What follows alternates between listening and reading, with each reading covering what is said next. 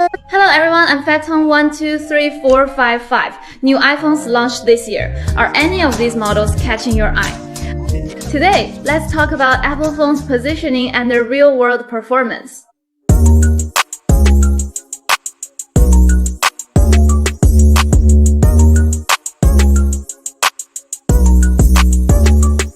Let's first take a look at Apple's product line. During Steve Jobs' era, Apple released just one iPhone model each year. Remember his iconic quote, "Consumers don't know what they want until we show them our product."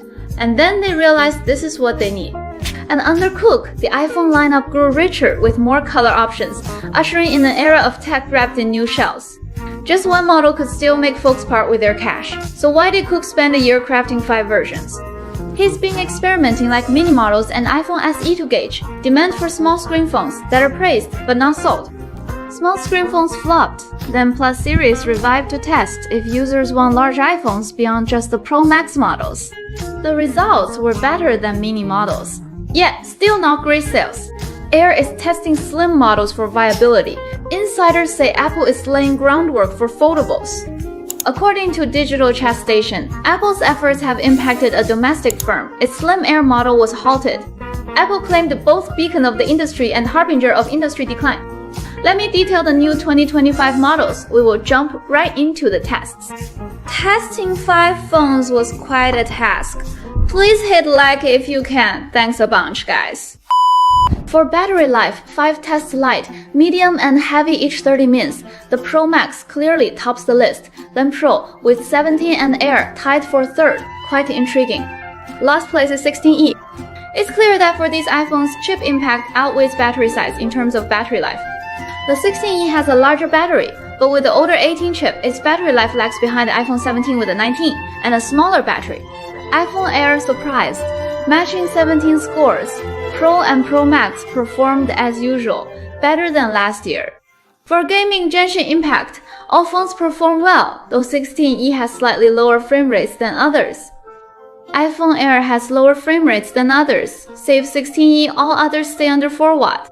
The 2 Pro models with all aluminum bodies cool well and run cooler on both sides. This year's material shift has sparked quite a bit of debate. Titanium or aluminum, which material do you prefer? Would body material deter you?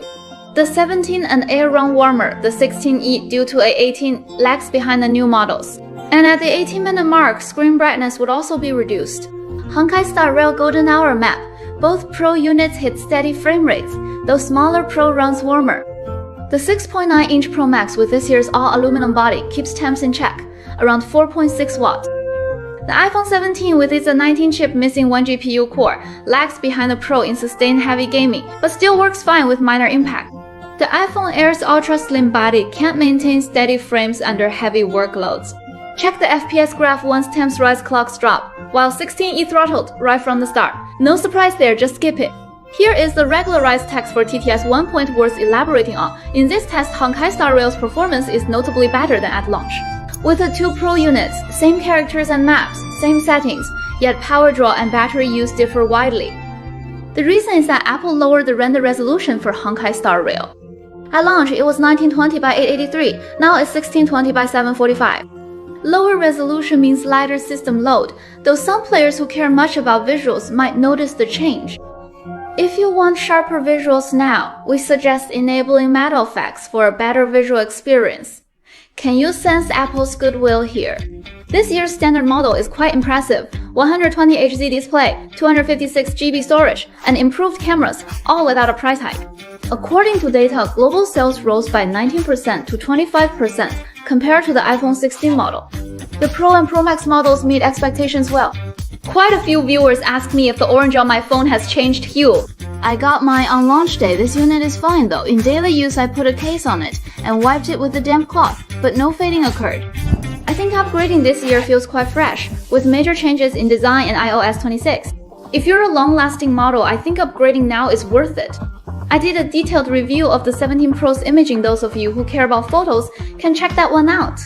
I won't compare cameras in this round up since the hardware gaps are just too vast to warrant it. Air sales have been weak with around 50,000 units sold in the first week, and it now makes up just 10 to 15% of total sales. But the battery life isn't as bad as folks might think, and the slimness is truly impressive. Light gaming is fine for now. ESIMEs can now be registered from different provinces. I got mine done in minutes at my building. While going in store is a bit of a hassle, it wasn't as cumbersome as others online claimed, and I haven't hit any bugs so far. So far, its usage feels perfectly fine. Surely the 16E is the weakest and least noticeable model here.